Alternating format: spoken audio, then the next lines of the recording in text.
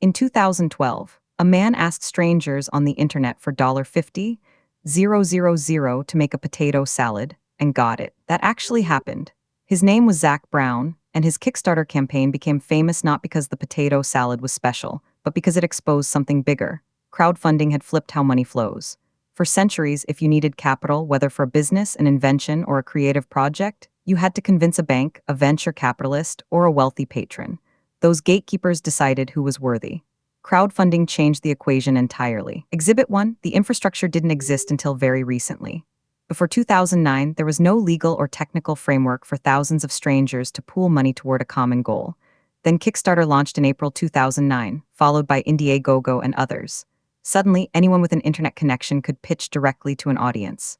No middleman, no credit check, just a story, a goal, and a deadline. Exhibit 2, the scale exploded faster than anyone predicted. By 2015, crowdfunding platforms had raised over $34 billion globally. By 2020, that number had tripled. Projects that would have died in a banker's office, a smartwatch, a tabletop game, a documentary about an obscure historical figure, suddenly had a path to existence.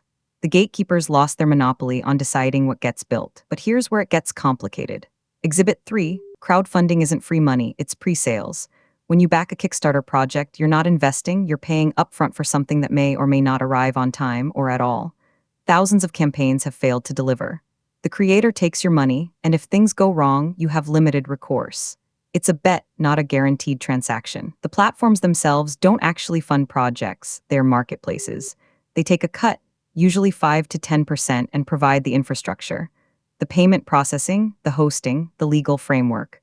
Think of them like a farmer's market stand owner. They don't grow the vegetables, but they provide the booth, and they take a percentage of what you sell. What crowdfunding actually did was democratize access to capital. A single parent with an idea no longer needs a Stanford degree or venture capital connections. They need a story that resonates, a clear goal, and the ability to deliver. That's a fundamental shift. It didn't eliminate traditional funding. Banks and investors still exist, but it created an alternative path that didn't exist before. So yes, a man raised $50,000 for potato salad.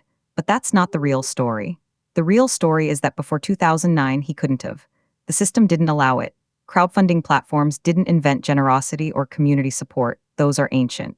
What they invented was the mechanism, the digital stage, the payment system, the trust layer.